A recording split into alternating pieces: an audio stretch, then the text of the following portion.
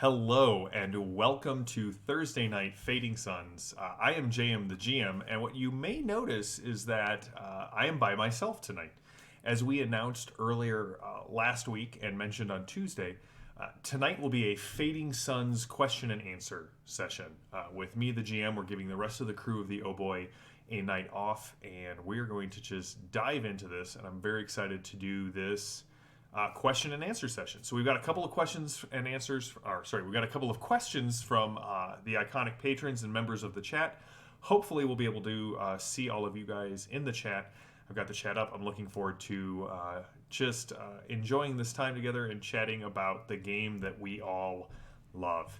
So before we get into that, just to point out, the new Frontiers crowdfunding on Game on Tabletop just continues to sort of blow up. They have unlocked several more upgrades since the last time we chatted.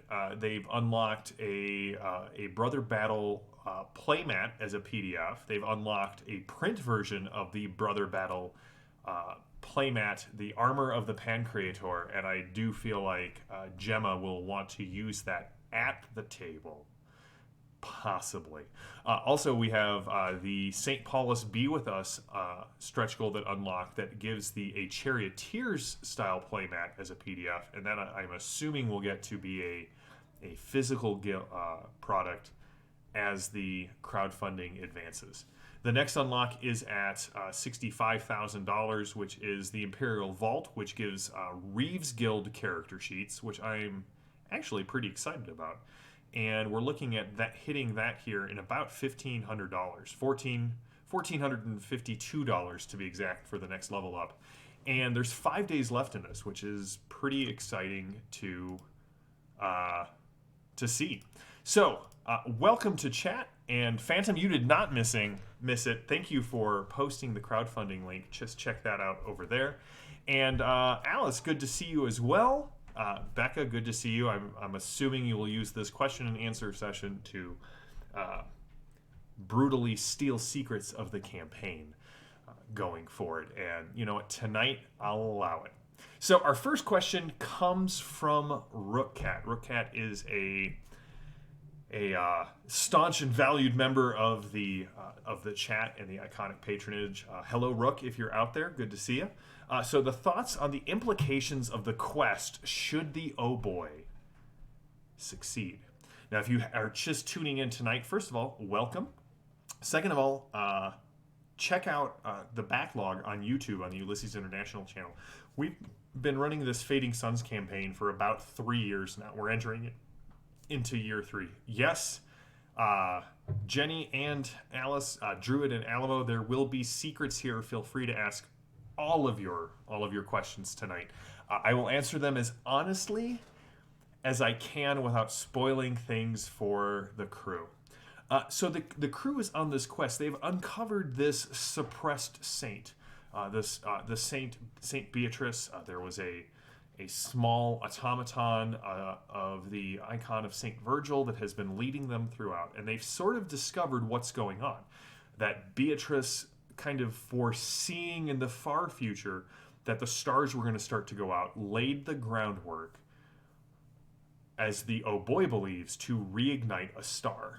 And they are in the process of they've gone through sort of a spiral once, picking up all of these clues, and they're now sort of retracing their steps and understanding what Beatrice was trying to let them know. So if they succeed, and more importantly, if they're right, Rook, they're going to reignite a star. And the last time something like this happened, it's linked to the Emperor, his kind of ascension and the birth of his daughter. And so if they were to do this, this would, on a galactic level, sort of inspire hope, which if you follow any of my games, if you've played in any games with me, hope is a very important thing to me, especially as it revolves around matters of faith and belief, and the idea that hope is this idea that things can be better at some point. When you add into the fact that the group doesn't actually know if what they have come to believe is 100% accurate, they have this hope that they can push back the darkness, that they can... that is true, Alamo. We don't want to ignite a star in the center of a planet. I think Star Trek 2 and 3 covered what would happen if that happened. That one's for Maddie. But the other thing is kind of tied intrinsically with this idea of light and dark is Saint Beatrice versus the darkness between the void. So demons such as Ashkagael, entities such as Azazel. And what's been very interesting is over the course of the campaign, these entities and this struggle have become incarnated in the crew. There are several people on the crew who are very aligned with Saint Beatrice. Gemma as a PC, Ercol as an NPC kind of represents sort of the theosis or the deification of those who draw closer to the Pan Creator. And on the opposite end, Jexa and Perpetua have this tie with Ashkagael, and Calypso has basically put on a ruffled shirt for Azazel. If you're watching, Lee, I hope you are, but you have definitely done that. So kind of both of these plots, both of these themes are starting to become interwoven, and I'm very excited to see what the finale holds. I will let you guys know, this is for everyone in the chat, watching the stream, and for my crew members. When we finish the campaign, we will do one more episode. We're going to do I always do a post-mortem where we talk about the game. We'll do another question and answer session, but kind of at the end, what were people's favorite parts? What were things that they didn't like? What really stood out to them? What's their favorite moment? And then I will allow most characters, depending on how it all happens, to narrate their own epilogue. What is important enough to the player to make sure that this happens for their character? So, which of Jex's man harem does she settle down with? Or does she settle down with all of them? I mean, I don't know. We'll have to wait and see. Alamo asked, Mars versus Gemma, Demon versus Saint, who would win? So, this is the Batman Superman question. And on paper, I think in a straight up fight, Gemma would win, hands down. If Gemma was just like, Calypso is a threat, I will end her, Gemma wins. But deep down, Gemma is a good person, much like Superman. Yes, I am comparing Gemma to Superman. Deep down, Mars isn't. Like, Mars is becoming a good person. She is establishing ties and community. But I think deep down, if Calypso buys into Azazel's narrative, it's going to be an ambush, and it's going to be over before Gemma knows what's going on. That's my personal thought here. Let's see. We have some questions from Restar, who is another just amazing patron and fan of the channel and the shows and iconic. So Restar, thank you. Having the rules broadly made available makes it possible for viewers to debate or question the gameplay. Has the fact that Fading Sun's rules have now become available to most players freed you from viewer interruptions and rules arguments? So it's a really interesting question. What's interesting for me about that is sort of the dichotomy between the Fading Suns chat and the Torg chat. Both have been overwhelmingly supportive of the way I use the rules to tell the story, the way my players use the rules to tell the story. I do think the advantage of Fading Suns is that we got 3 years into the game before the books actually became available. And so in a lot of ways, we were the way that a lot of people came to Fading Suns and started to understand the rules. And I realize that may be confusing because we went through multiple iterations of the playtest over the course of our campaign. But, and Restar would know this because he is a massive fan of the Torg games. We love having people who love the games in the chat and who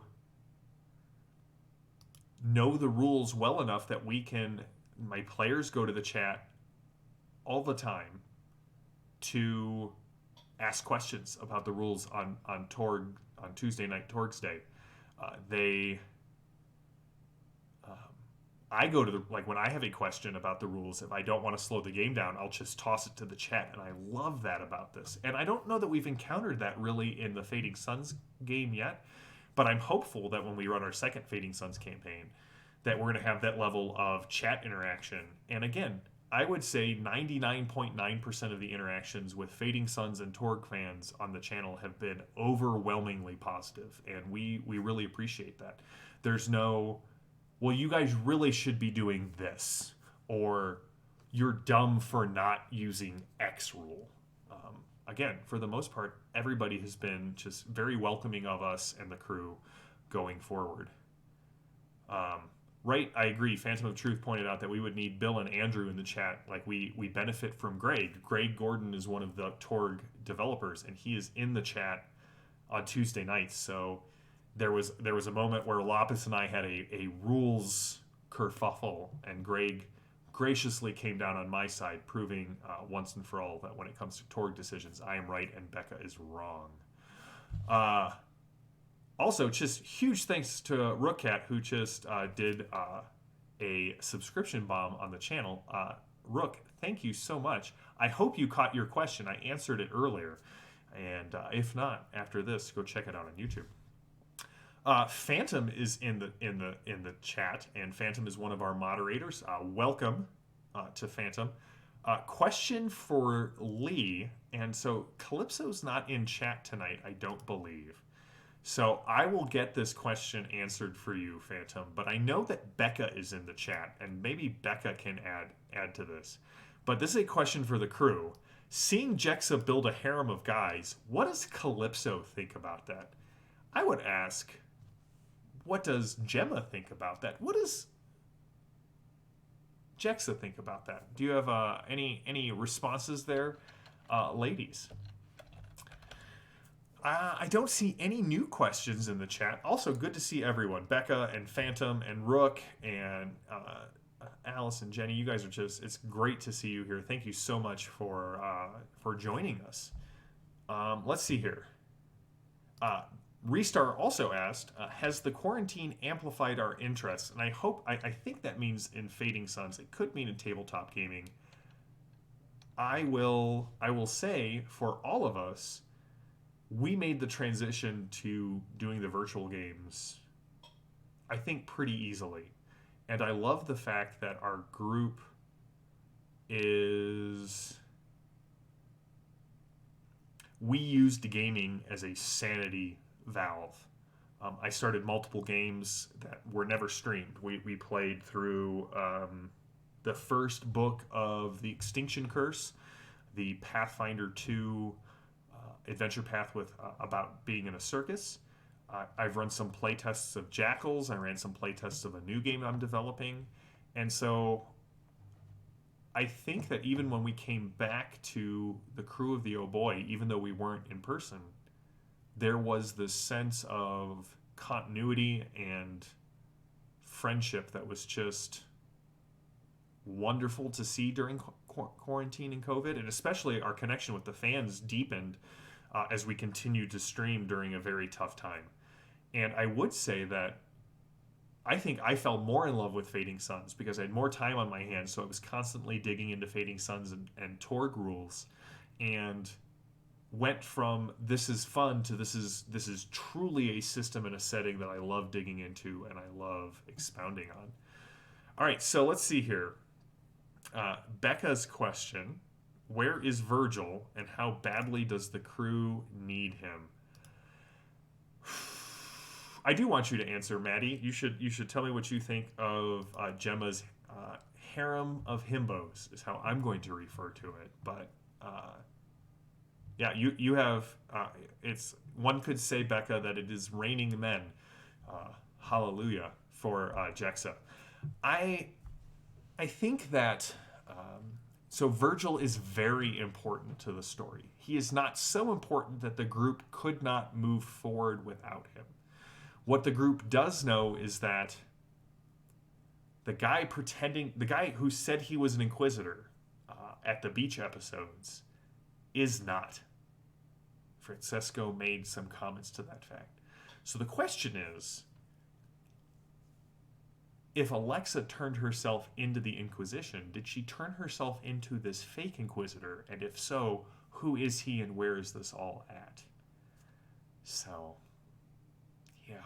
That's as far down that answer as I'm going to go for Becca. I hope that that answered some questions for you. Jexa did not expect to see her harem ever again. So you're sort of a collect them and leave them sort of person. It's interesting. It's interesting. Let's see here. Question from Alice. Can I be friends with that shady smuggler? The Kraken seems cool. Alice, I'm just going to let you know. I made the Kraken the way I did because I really hope you'll make friends with her. I hope, but that's up to you. I tried to make it as interesting to both you as a player and Val as a character. Yes, yay, friend. I mean, if I give Maddie an android friend, why would I not give you a smuggler friend? Let's see here. Next question is from Rookcat. What is my favorite playable race within the Fading Suns verse?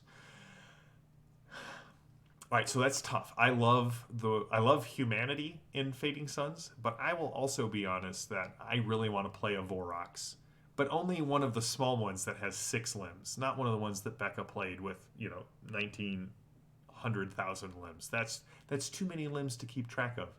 No one has time for that. I don't even know how Becca did that. I also like the Shantor, the horse people. They are also super fascinating. So we have a question from Occam's Razor. Have you checked to see if Frank is actually male? So Occam, this is an interesting question. I have historically been bad at chicken sexing, in the case that most animal companions I get wrong just every time. There is a fun story from Becca's D&D game where my warlock's familiar, Batmanuel, turned out to be Batmanuela, and that threw their relationship into just a tizzy. But have no fear, we were able to work it out. Gemma's happy to see Jexa happy and reaching out to make friends her own age. I think she's fearful of what the fallout would be if Jexa were to truly lose a first love in a terrible fashion, which is becoming more likely the longer this goes on. Sure, that's probably an accurate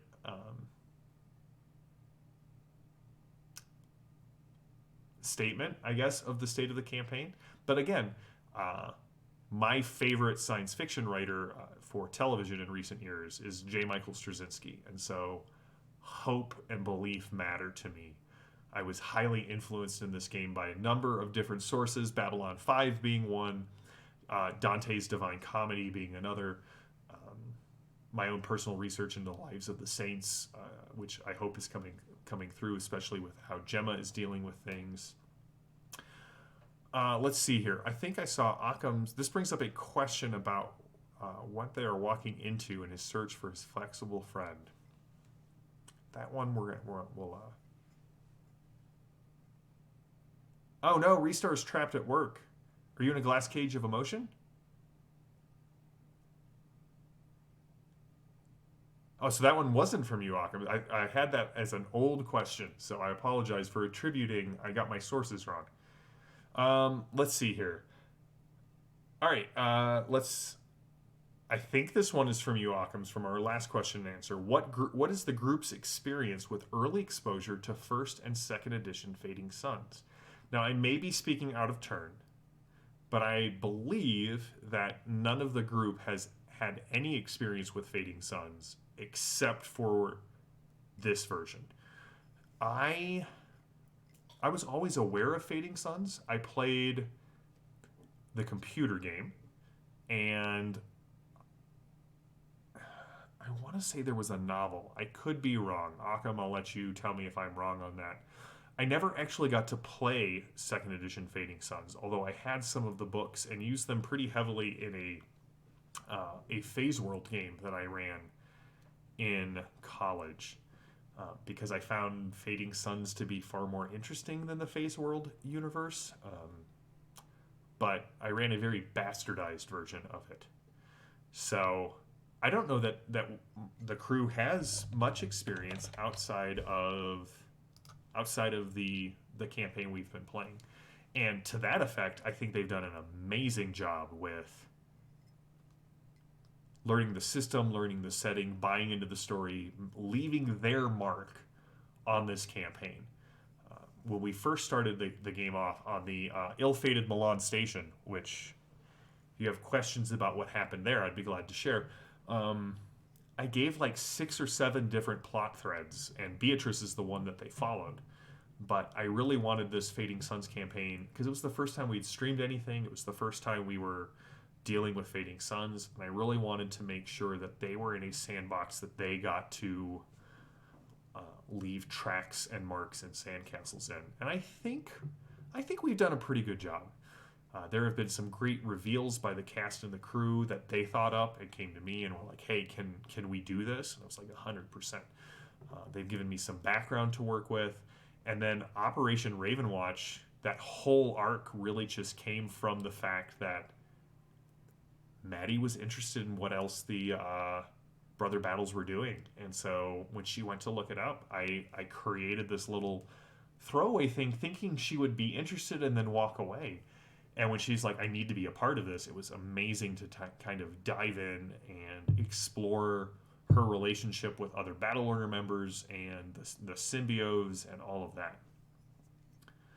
So, question, if you had some element you would find fascinating to add into the lore of Fading Suns, what would that be?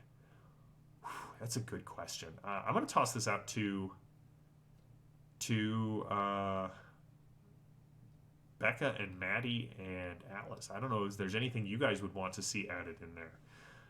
I feel like for me, Fading Suns has everything I want in a sci-fi game. It's got high tech, it's got low tech, it has an interesting backdrop.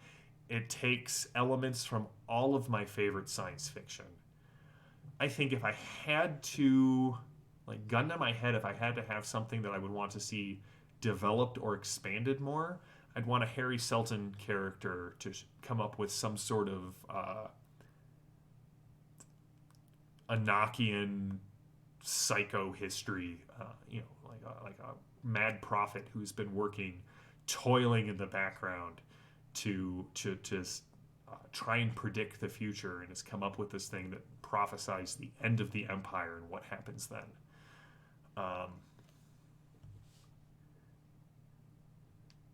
So going back to the chicken sixer question, I know what I have established Frank as to whether I am right or the group will prove me wrong. I mean, who knows? Question, how dead would Gregor... Hold on, let me point right. Gregor. How dead would Greggy be if we had gone to the warehouse instead of the noble's house where Alestra had kidnapped him?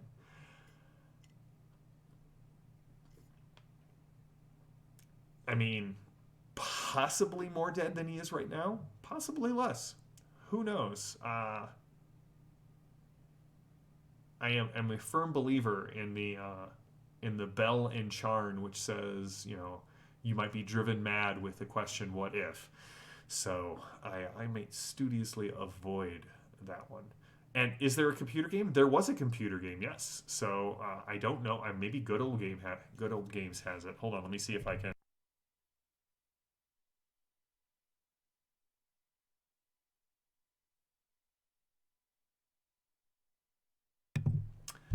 The Emperor of the Fading Suns is on Good Old Games. So if you want to play a Fading Suns video game, it's $6 right now on Good Old Games. So I would say well worth checking out.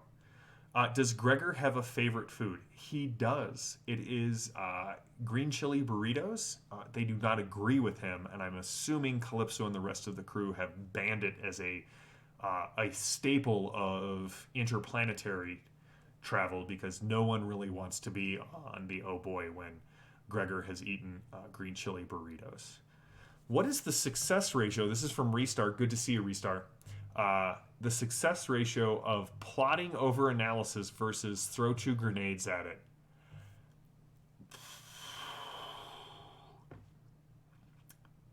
So here's the thing, Ben. This group has not been an over planner. They do. I would say, much like the Torg group, about the right amount of planning. But inevitably, when they hit that first snag, there are some people in the crew of the Oh Boy, I'm not going to say who, but there are some people who are like, grenades and 2 pistols will cover a multitude of sins. They're like trench coats in Torg. So I would say that the group, especially with Jexa and Gemma and Perpetua, I feel like I need to just name the other 2 PCs so I don't call anyone out, and Val and Calypso, they definitely are much more planners. They want to have a good idea in advance. Now, sometimes as an evil person, I don't give them that time. I say, cool, you have 30 minutes to rescue this person or they die, or you have this much time before the space station explodes, or that's about it. That's kind of my go-to. And so they sometimes don't have the luxury of planning. But I think my players trust, and players, you can tell me if I'm dead wrong, but I think my players trust me enough to know that if they come up with a logical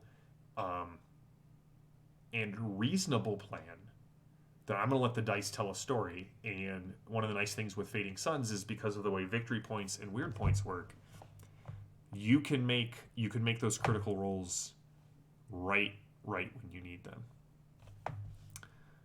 All right, so let's see here. Becca comments that Ashkagael and Azazel are interesting. I mean, Frank could be Francine. We will... Oh, I like Phantom's choice better. That Frank is asexual and will just consume a bunch of food one night and bud a new Frank. I am very excited about that as well, Maddie. That the battle order is getting more information in this upcoming crowdfunding. I think it's the battle order, the Charioteers Guild. I think the Reeves Guild as well. I'm gonna let Phantom answer those questions. Let's see. If Francine had puppies, we could have a Space Paw Patrol. If you can fund that, I'll write it and we'll sell it to Netflix. Pistols and grenades. I feel like pistols and grenades and Jex's harem need to be bumper stickers. Yeah. Other than grenades, are there any items you regret giving to your players? No, I never regret giving items to players because... So I've run a lot of D&D, and something I kind of took to early on was if I give a lot of magic items or cool powers and abilities out, one, the heroes feel heroic and awesome. But it also means I can ratchet up the difficulty. Like if you've got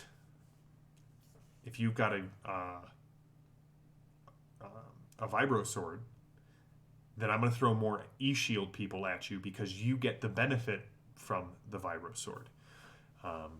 If I give you a ton of grenades, I expect you to use them, but I'm also going to respond after the first couple of times of you using them with that it gets out. Val carries grenades. We need to make sure we're careful around her. So I don't think there's anything that I regret giving the group. I'm always somehow shocked at how many NPCs this group collects, and I feel like after 3 years, that's on me. Yeah, probably.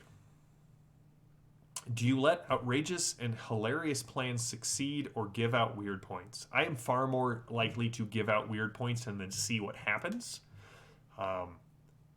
And the more outrageous the plan, the higher I set the base difficulty for everything they do. And there are always times where I look at a player's plan and go, that's not even the possibility of die rolling, right? So I'm very much of the idea that I'll only let you make a roll if there's a chance of success. If Jexo's like, I concentrate real hard and try and fly up the side of the building, unless she suddenly developed Thurgy or Psionics, I'm going to go with no. That's outside of what your character can do. Much like I don't care how charismatic you are, you're not going. I'm going to steal an example. I think from. Oh man, is it How to DM? I think that's the YouTube channel. No matter how good of a fast talker you are, no Buckingham guard is going to let you past. It doesn't matter. Their whole point of existing is to keep people from entering the palace. So there are times where I'm going to be like, I actually don't care how charismatic or how crazy your plan is. It violates physics or something else. Let's try something else. But I'm always willing to work with a player to kind of goose their idea if it seems implausible, but let me get some more information to see if we can build a framework where a die roll will allow the outcome to be changed. Grenades do solve many shortcomings. Yes, they definitely cover a multitude of sins. So let's see here. Reeves came out. Oh, that's right. Reeves came out with the initial crowdfunding. Charioteers and Brother Battles are the new. Question: is there duct tape in the Fading Suns universe? This question haunts you. Man, I feel like I shouldn't answer this if it haunts you. Like normally I have to work really hard to haunt players. But I would assume that there is duct tape. If you wanted some, I'm pretty sure there's actually something that is nearly duct tape in the equipment guide section of the character book. We should check that out. Yeah, you do. You do adopt a harem of NPCs. Phantom, I'm not going to say that you're right, but I definitely had that same idea about the grenades and sharpshooter. Just hypothetically speaking. Thanks, Phantom. So yeah, this image here that you can kind of see on the outside is the image of St. Beatrice that Evan, who played Father Bell in the Annals of Antioch and the Curse of the Abandoned Arcs, commissioned and gave to the show. So I wonder if I can do a quick...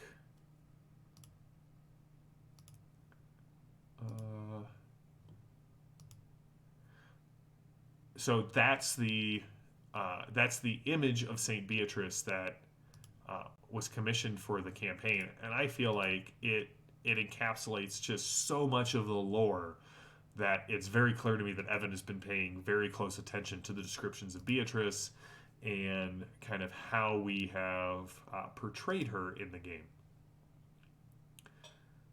No chance of getting out of a hostage situation, Spy Like Us style. Listen, if my group asked to do a Spies Like Us homage, my better judgment may get ahead of me. That's a classic. There's only haunted duct tape. Ooh, Andrew, that's a good. Maybe duct tape isn't like the Force. Maybe duct tape is more like a remnant of the Apkallu from Babylonian mythology, which come and give antediluvian technology to those who are unworthy and will use it in the worst possible way. So, with that in mind, Alice, if you do want duct tape, maybe you will find some. Excellent. Yeah, and it is good to see you, Andrew. Welcome to the channel. Well, I don't know how long you've been here. I'm glad to see you are here tonight. Thanks for joining us. Um, let's see here. How often do the players fall into your narrative traps that you lay out in advance? Rook, that's a great question, and I feel a little bit like the Wizard of Oz if I'm to answer this question.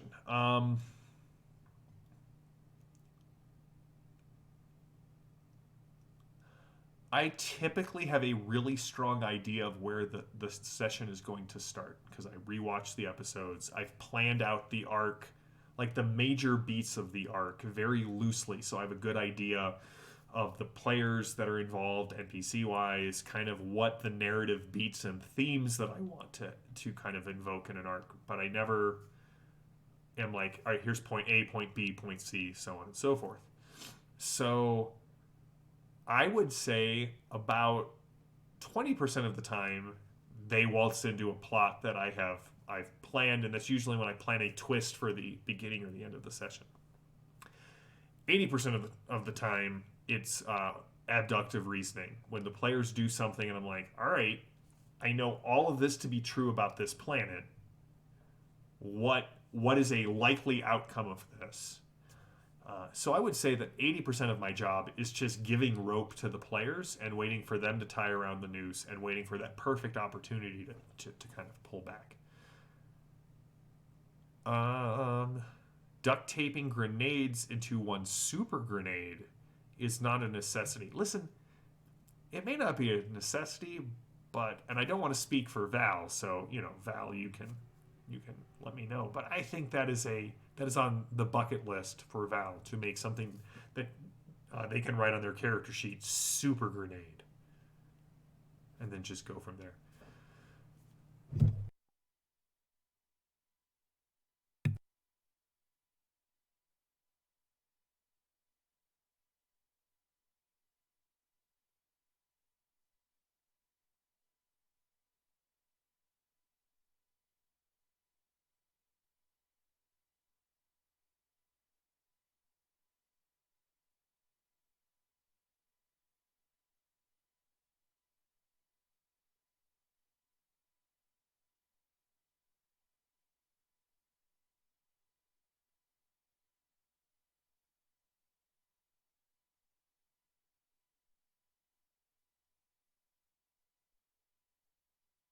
Whoops, I'm muted.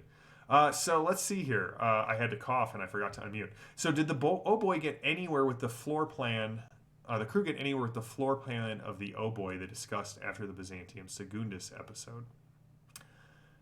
Thanks, Phantom. Thanks, Rook. Thanks, Alice. I do apologize for that. Again, with all the smoke in the air here in Colorado, I had a little bit of congestion. I'm going to answer this question. If I've skipped a question, you let me know, and I'll come back to it. Uh, I did not. I don't know that the crew has drawn a plan for the oh boy. I have a plan that I have drawn, and I will share it. I will share it with the with on the Discord channel, and maybe we'll throw it up on like Twitter or something like that. It's not a floor plan in the way that Alice or Lee or Becca would draw something because they have what I like to call artistic talent. I'm very much more of a flowchart kind of, connecting polyhedrals with little words inside of them. So I know in my head how the oh boy is laid out, how everything is connected to one another. I don't know that we've actually got a floor plan. I may need to talk to somebody about drawing the interior of the oh boy. Also, in case this didn't come out, I do think, I'm not trying to speak out for Val, but I do think creating a super grenade with duct tape and regular grenades is high on Val's bucket list. So, when was the last time the group tied their own noose? Becca, have you watched the streams? Like, the last time you guys tied your own noose?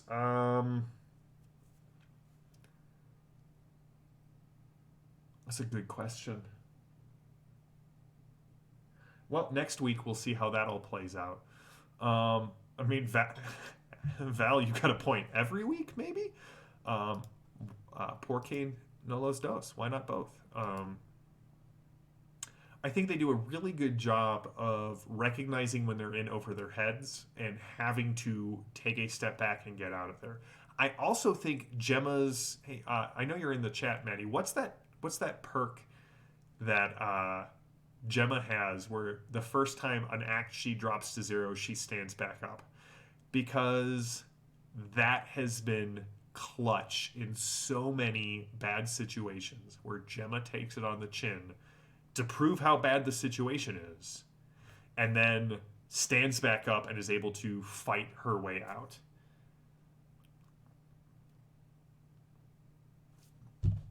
Let's see here. Andrew, you do a good job of balancing player story arcs and the desires with the overall dramatic arc of the campaign. Do you find this easier to do while streaming than in a traditional campaign, or harder? I honestly don't know. What's been interesting, that's a great question. Like, that's a really great question. And also, thank you, Andrew. Like, it means a lot to me that you would say that. In case you guys don't know, and tell me if I'll answer the question first and we'll go.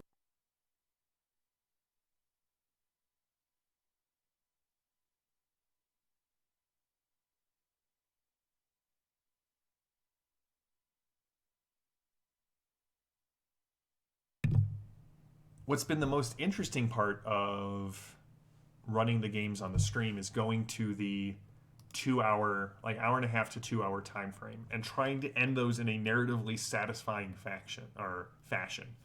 So what's been sort of interesting there is trying to balance that timing, if that makes sense. I always try to run games, and for me, the smaller the group, the easier it is to focus on the personal arcs. The larger the group, the more I tend to focus only on like the high level arcs, because with so many people, the larger story feels easier. But what's been really nice about the streaming aspect is the fact that with an hour and a half to 2 hours, I can take those times to say, all right, Jexa and Gemma want to have this conversation. Because we're only streaming for a short time, if a conversation and an emotional beat takes up 45 minutes of the stream, I am as engaged as the chat is with this, and it's been an amazing.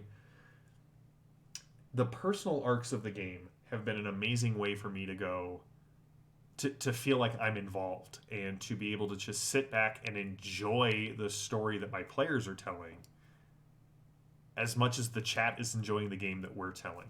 I never want to say, okay, guys, I'm sorry you've been talking about Jex's mommy issues for too long. We need to move on, because again, because the episodes are so short, we can devote half an episode to personal development and character unpacking and still have time to do something else. And then even if it were to take up the whole time, it's not like we're only playing once a month, or we're trying to play for 4 hours, and so there are people who are feeling left out.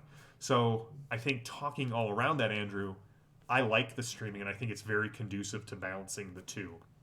Also, for those of you who don't know, Andrew is you can find him on Heretical Musings. He is one of the writers and developers for Fading Sun. So welcome to this Q&A. All right, so let's see here. Scrolling down. Pig Latin is the official language of House Hawkwood. I will incorporate that going forward. I think that's canon. So, we'll go from there. What is a time that you were surprised with what we do? Wow. When have I not been surprised at what you do?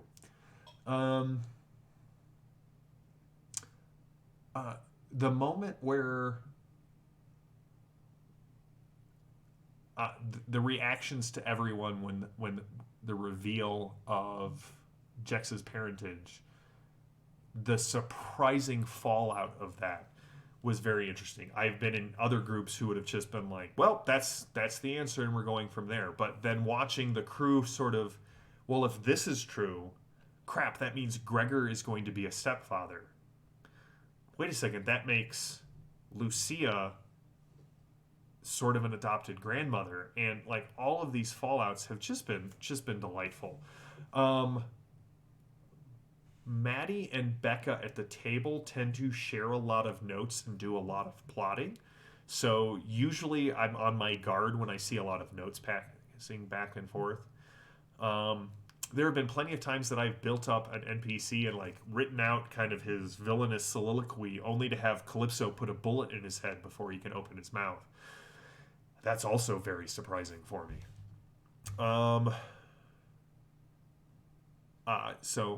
So on a complete side note, to Andrew, my son is 9 and he has just gotten into like brain teaser puzzles, and he bought this plastic Gordian knot that's like 70 steps to take apart, and he is currently noodling through that. So I had to tell him the whole story of the Gordian knot, and it's been a lot of fun.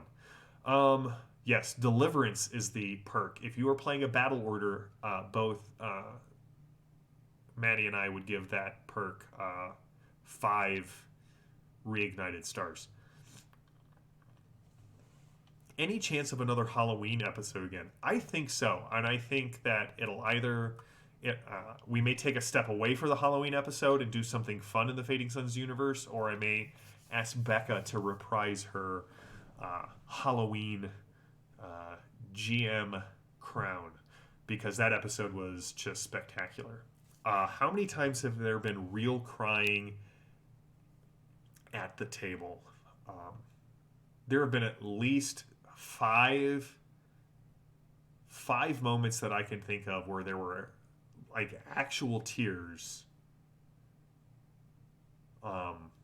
And I think, in all honesty, this is a better question for the members of the crew who are out there. But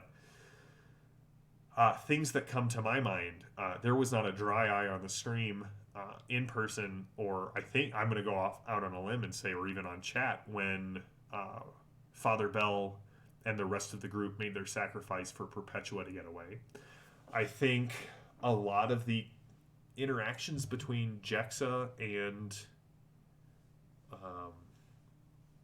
Calypso and Jexa and Gemma have been very emotional and very raw and very true. And this speaks to the quality of players that I have. Like, not only are they willing to invest in their characters and their stories to the point that they are emotionally influenced, but also they're willing to be emotionally real on a stream in front of a bunch of strangers. And I think that's amazing and awesome and adds so much life and courage to the stream. So I'm going to talk a lot about how much I love my players and how much they really are they're the stars of this show. In most game streams I've watched, this is from Andrew, the character arcs seem either hokey or far less important to the GM than the personal ones. Your crew adds a lot of personal touches that makes the game more impactful. I completely agree. And one of the things I think that has really helped in that is I have gone to the players multiple times and made it clear that this is our story, not my story. So when you guys have a good idea on where you would like to see your story or the group story go, bring it to me and let's hash it out. So I was as surprised as the chat was about Jex's parentage, but they came to me months before and were like, so we've been working on this idea. Do you think it would work? And I'm like, this is amazing. I will work with this. It's going to take time to kind of work, but they're that invested in the story. So, I mean, honestly, that may be too much on how the sausage is made, but the players in this game, there's, I would say 90% of it is spontaneous and like any other gaming table, but like we all have players who bring us backstories who are like, hey, could my character do this? Could I go down this path? And after 3 years, every member of the crew is so invested that they have way better ideas in some cases than I do. in a lot of cases than I do. And I love that about this group, that they're committed to telling the best story with these characters as possible. I was completely shocked when they bought Frank and Octavius. I really thought I was going to put them off with the creepy geneticist, and they didn't blink. They were like, nope, this seems totally legit. It'll be fine.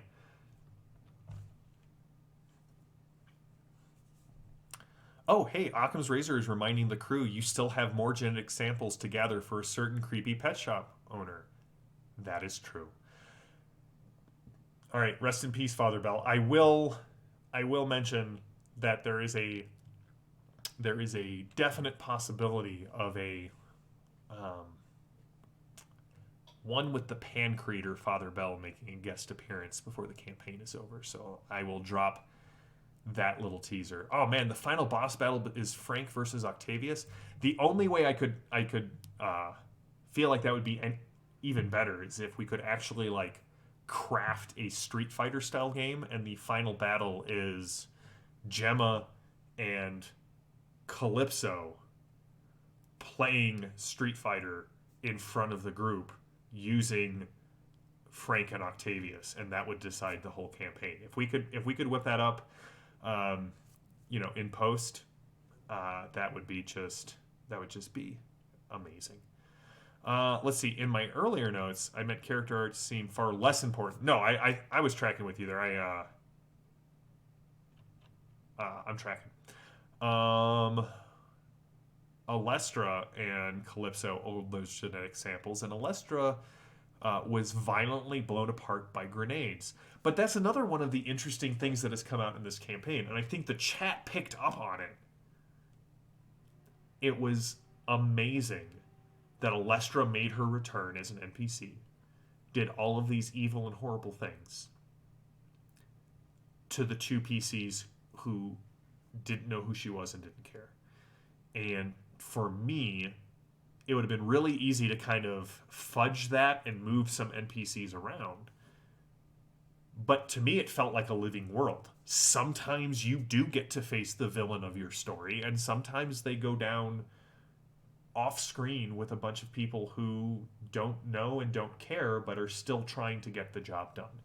So that's all Val knew, was that she stole her Greggy. That's fair. Val definitely, I definitely found the rage button on Val. I just kept pressing it. Father Bell back from the dead? Any chance of building up the survivor's guilt angle with Perpetua? Oh yeah, like legitimately. Perpetua is, and Lily and I have talked a lot about this. Perpetua is struggling with the trauma of everything she witnessed on Phlegathon. Like everything up into that, everybody survived. You kind of had this working knowledge of, hey, it was okay. But then to have everyone but her die in this goal that they were all committed to. It's why when they went into the ruins and like the walls felt like they were pressing in, it reminded her a lot of Phlegathon. And there's a reason that Ashkagile has been able to use that survivor's guilt to kind of get her hooks into Perpetua. And what's going to be interesting is when the group makes the journey to Hargard, how Perpetua's story is going to take a strange twist there. That's all I will say for now. I'm very excited about sort of a mini arc focusing on Perpetua.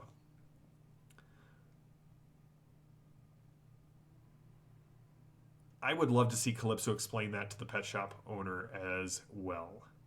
What's my favorite reason for why I've given a player a weird point? Whew. That's a great question. I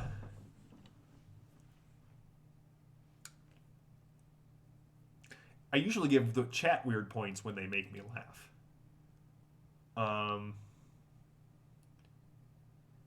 My favorite reason for giving a weird point, I would actually have to go back and look at that. Usually they're so spontaneous that in the moment it makes perfect sense, and then I've had to move on, and I don't know that I have a good answer for that. There we go. That's a better way to do that, Andrew. to all of the players in the chat, what is your favorite reason that you got a weird point? I'm pretty sure I gave Val a weird point for blowing up Alestra's head. I loved Alestra as a character. I loved the conflict between I'm undercover for my father, and I do evil things to preserve the house, but I've been undercover so long as this healer, and I found this family that I'm really interested in maybe abandoning all that. And so when Abby had to leave, I basically took all of the plans that I had for her interactions with her parents and her father and the spy organization and went, all right, well, you're no longer a player character and you've been very conflicted, so I'm going to make some rolls. And it came out that her loyalty to her family and the cause kind of outshone or overwhelmed these maybe conflicted feelings that she was never able to reconcile. Are they mine? Are they the Alestra personas? And so that's why when she left the crew of the Oh Boy, didn't have that moral anchor. She went completely off over the edge. Rook, you only have 2. I feel like I've been slacking on giving you weird points. I do think, all right, so going back to one of the early questions, the most surprising thing early on was when Abby's first character, her Vorox, they were fighting husks. They were fighting a very infectious husk outbreak on Ravenna. And I was playing in all of the stereotypical zombie tropes. And Abby discovered that her Vorox had a bite attack. And so rather than using her guns or her blades, she chose to bite the husk and then proceeded to fail every endurance plus vigor roll to shake off the husk infection. And so I was like, all right, tonight you are going to play a husk and you're going to hunt the crew through the ship. And she liked that so much. And by liked it, I mean she really was gunning for the players that when she went after Gregor, and Gregor sort of, I looked at his character sheet, Gregor's actually super smart. And Gregor lured the Vorox into the mess and electrocuted her. And that's the moment where the crew went, we like this Gregor NPC. Up until now, he's just sort of been stumbling from not being killed to not being killed, right? Very much Calypso Mars going, thank you, Gregor. Good night. Nice work today. I'll probably kill you in the morning, to, oh, look at that ruffled shirt on that guy. That was the moment. It was super surprising both to see Abby's bloodthirstiness really come forward in a really interesting way, but also just like everyone at the table was like, wait, you bite the zombie? That's your plan? And she just leaned into it. Like, Abby is a great player in the fact that she makes the decision, and if it gets her character killed, she doesn't care. She will make the decision in the moment, and she will stick to it until the ship is burning down around her and her character is, on fire. Or, a husk, and then is electrocuted by an NPC that everyone thought that was not that smart. There were a lot of weird points given out for ruffled shirts, hamper, and fishbowl friend jokes early on, and I think those were all delightful ways to kind of go around with that. The mess does still smell of burnt Vorox fur, and I bring that up every now and again just because it's a fun callback for me.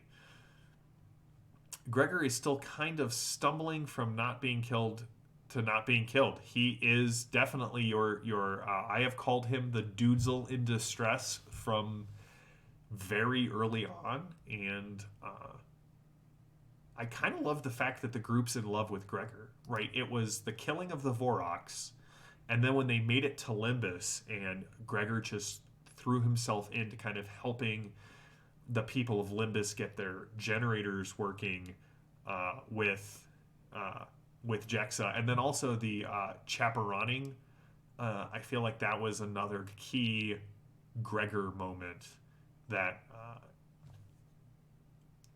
really invested him in the crew's eyes. That's also fair up until the point that the crew came aboard. There was that whole time where Calypso was traveling by herself after spacing a bunch of people. So really, the burnt Vorax smell could be just Calypso Mars's cooking. We don't know. Uh, if I think of it, I'll have her make a craft roll, and we'll see how good she is at it. We need to get Gregor a helmet. Yeah, probably, or a low jack. I feel like a low jack would be. Yes, the crew does need a Ganok, and maybe we'll have to do a one-shot episode. Becca, maybe this is our Halloween idea. No one can play a human in the Halloween game, that everyone has to play an alien. I think that could be a lot of fun. Yes, Porque no los dos. Rook, you can have another weird point. There we go. I've balanced the scales. I do think that putting a tracking chip in his arm, or a barcode on his neck that people can scan would probably. Oof. Andrew went very JM with that response. Well, that's easy. I'll just cut his arm off and leave that. You find you track his arm to a very small storage locker at the spaceport. You don't think Gregor can fit in there. All right. So, any other questions about the campaign, about the game, about the rules, about the players? This has been a lot of fun. I hope you guys are enjoying it. I'm actually super excited. Normally, our amazing producer kind of takes the best, kind of curates the chat for me and throws them up in Discord, and that's usually how I respond, because it's very hard for me to run a game and keep track of the chat at the same time. I'm not a great multitasker. So this is awesome for me to get to interact with basically everyone in the chat tonight. It's been a delightful experience, and also, like, let's be honest, our producer is very hardworking and deserves a night off. So.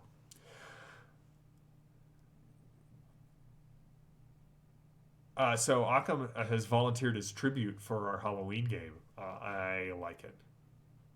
I am really looking forward to trying out the spaceship combat rules. I'm also really looking forward to, in the new Frontiers, if I remember correctly, I'm gonna default to Phantom, who is acting as my producer tonight.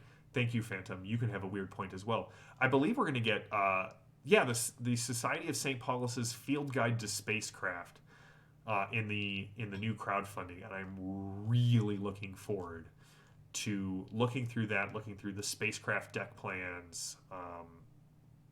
There's a lot.